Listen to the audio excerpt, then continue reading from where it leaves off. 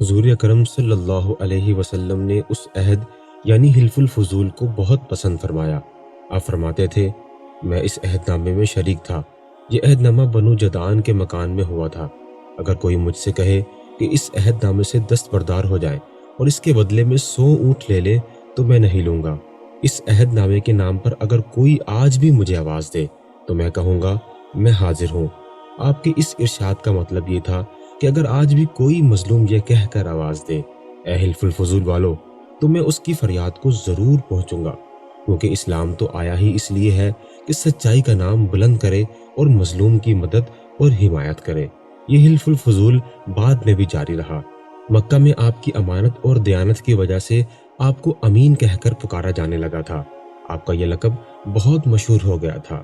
لوگ آپ کو امین کے علاوہ اور کسی نام سے نہیں پکارتے تھے۔ انہی دنوں ابو طالب نے آپ سے کہا، اے بھتیجے، میں ایک بہت غریب آدمی ہوں اور قحط سالی کی وجہ سے اور زیادہ سخت حالات کا سامنا ہے۔ کافی عرصے سے خشک سالی کا دور چل رہا ہے۔ کوئی ایسا ذریعہ نہیں ہے کہ اپنا کام چلا سکے اور نہ ہی ہماری کوئی تجارت ہے۔ ایک تجارتی قافلہ شام جانے والا ہے۔ اس میں قریش کے لوگ بھی شامل ہیں۔ قریش کی ایک خاتون ختیجہ بنت خولید شام کی طرف اپنا تجارتی سامان بھیجا کرتی ہیں۔ جو شخص ان کا مال لے کر جاتا ہے وہ اپنی اجرت ان سے طے کر لیتا ہے۔ اب اگر تم ان کے پاس جاؤ اور ان کا مال لے جانے کی پیشکش کرو تو وہ ضرور اپنا مال تمہیں دے دیں گی، کیونکہ تمہاری امانت داری کی شہرت ان تک پہنچ چکی ہے۔ اگرچہ میں اس بات کو پسند نہیں کرتا کہ تم شام کے سفر پر جاؤ، اے بھتیجے، میں ایک بہت غریب آدمی ہوں اور قحط سالی کی وجہ سے اور زیادہ سخت حالات کا سامنا ہے۔ کافی عرصے سے خشک سالی کا دور چل رہا ہے۔ کوئی ایسا ذریعہ نہیں ہے کہ اپنا کام چلا سکے اور نہ ہی ہماری کوئی تجارت ہے۔ ایک تجارتی قافلہ شام جانے والا ہے۔ اس میں قریش کے لوگ شامل ہیں۔ قریش کی ایک خاتون ختیجہ بنت خولید شام کی طرف اپنا تجارتی سامان بھیجا کرتی ہیں۔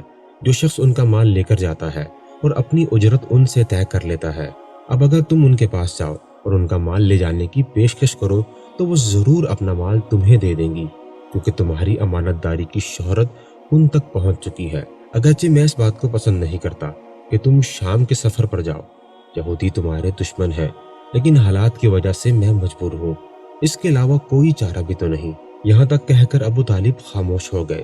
تب آپ نے فرمایا، ممکن ہے وہ خاتون خود میرے پاس کسی کو بھیجے۔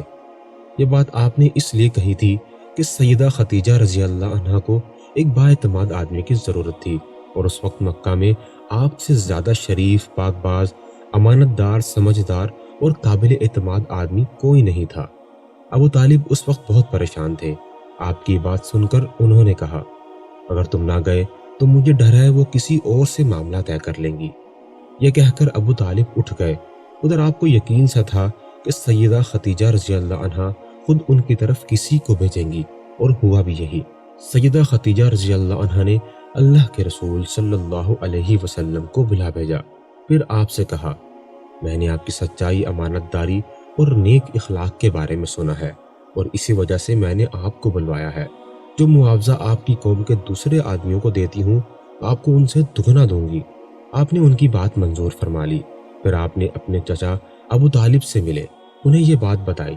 ابو طالب سن کر بولے، یہ روزی اللہ تعالیٰ نے تمہارے لیے پیدا فرمائی ہے۔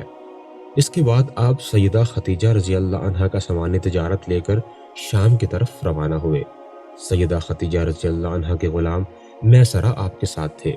روانگی کے وقت حضرت ختیجہ رضی اللہ عنہا نے میسرہ سے کہا، کسی معاملے میں ان کی نافرمانی نہ کرنا، جو یہ کہیں وہی کرنا، ان کی رائے سے اختلاف نہ کرنا۔ آپ کے سب چچاؤں نے قافلے والوں سے آپ کی خبر گیری رکھنے کی درخواست کی۔ اس کی وجہ یہ تھی کہ ذمہ داری کے لحاظ سے یہ آپ کا پہلا تجارتی سفر تھا، گویا آپ اس کام میں بالکل نئے تھے۔ ادھر آپ روانہ ہوئے، ادھر آپ کا معجزہ شروع ہو گیا۔ ایک بدلی نے آپ کے اوپر سایہ کر لیا اور وہ آپ کے ساتھ ساتھ چلنے لگی۔ جب آپ شام پہنچے تو بصرہ شہر کے بازار میں ایک درخت کے سائے میں اترے۔ یہ درخت ایک عیسائی راہب نستوراخی خانقاہ کے سامنے تھا۔ اس راہب نے میسرہ کو دیکھا تو خانقاہ سے نکل آیا۔ اس وقت اس نے آپ کو دیکھا، آپ درخت کے نیچے کھڑے ہوئے تھے۔ اس نے میسرہ سے پوچھا، یہ شخص کون ہے جو اس درخت کے نیچے موجود ہے؟ میسرہ نے کہا، یہ قریشی شخص ہے، حرم والوں میں سے ہے۔ یہ سن کر راہب نے کہا، اس درخت کے نیچے نبی کے سوا کوئی آدمی نہیں بیٹھا۔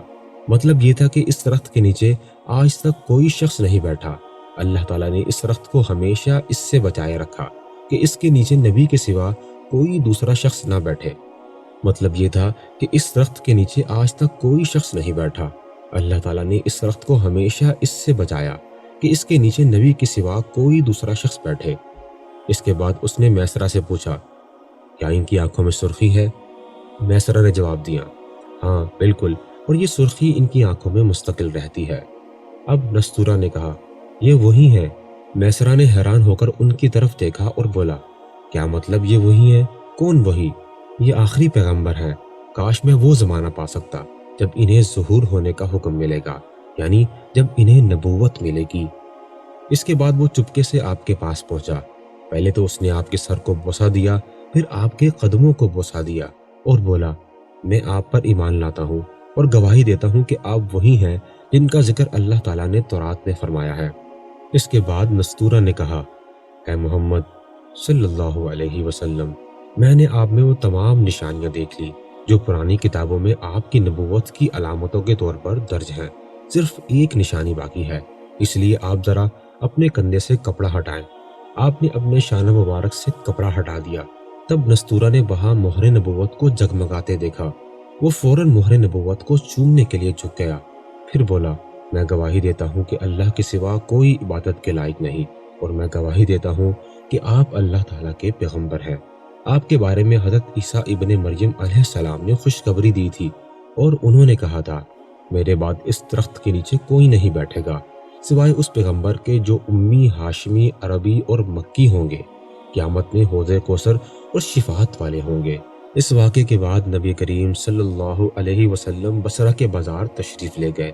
وہاں آپ نے وہ مال فروخت کیا جو ساتھ لائے تھے اور کچھ چیزیں خریدی۔ اس خرید و فروخت کے درمیان ایک شخص نے آپ سے کچھ جھگڑا کیا اور بولا، لات اور عزا کی قسم کھاؤ۔ آپ نے فرمایا، میں نے ان بتوں کے نام پر کبھی قسم نہیں کھائی۔ آپ کا یہ جملہ سن کر وہ شخص چونک اٹھا۔